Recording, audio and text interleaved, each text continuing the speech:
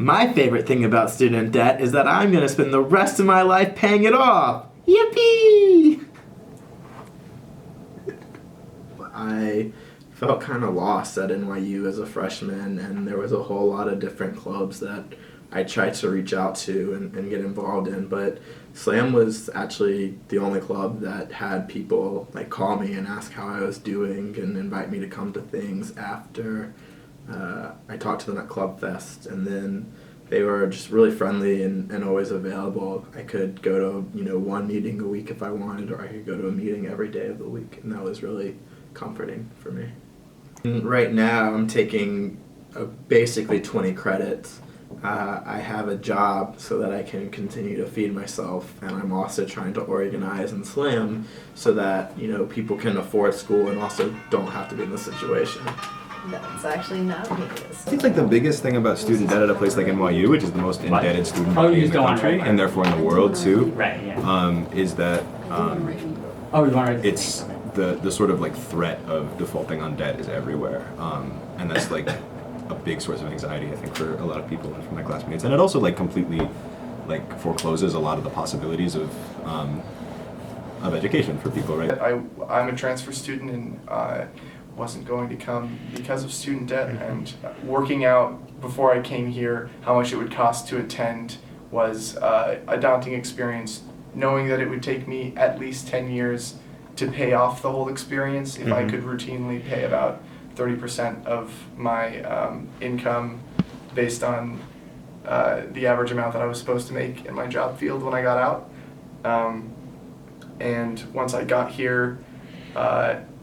there was kind of a daily stress in trying to micromanage the way that I eat and the way that I transport myself and the people that I talk to and the way that I talk to them in order to maximize the financial potential that the school had to offer. I diminished my ability to interact with people and kind of isolated myself from potential communities that I could have because I was worried really about how much I was going to be able to eat in 3 years instead of what I could learn from the school that I was at now.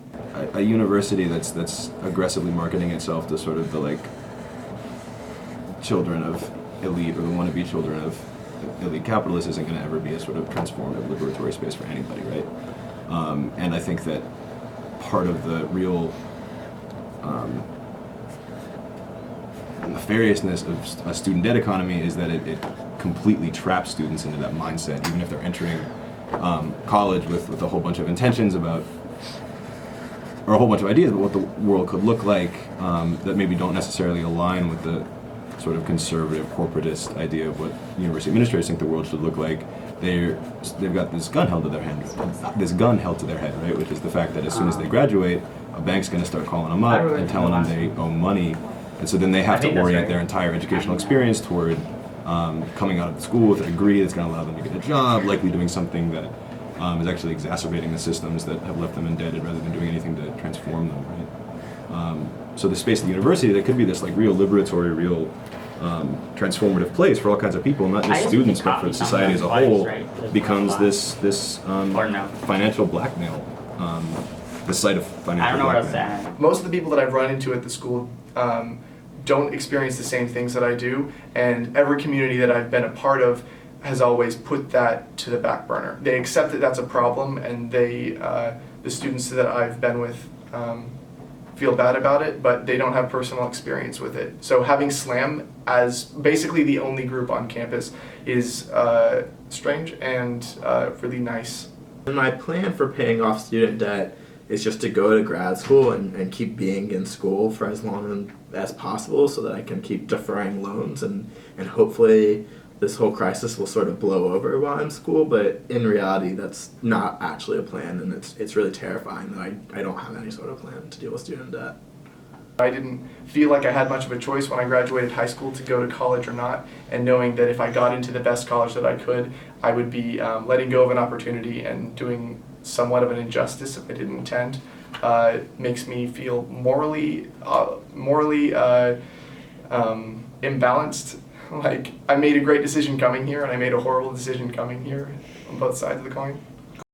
NYU has no sort of real plan, and students absolutely aren't at all their priority. It's basically a dean and one other member from each school, and then a couple of administrators in the finance office,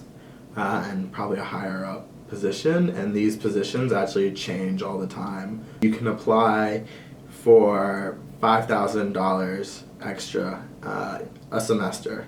and they don't really have a rubric for how they determine who's going to get it. They just sit around and talk and converse, and arbitrarily sort of decide, basically probably on how well people can write, because they don't even like ask you questions. It's just like a blank text box, and they're like, write, tell us what's going on. There's no guidance. Since I was just talking about this appeal form where you can get $5,000, we decided to look for it so we could tell people what it's called, and we went and we found the link for it that we used to have in our email thread, and we clicked on it, and what we got was a great 404, this file does not exist form.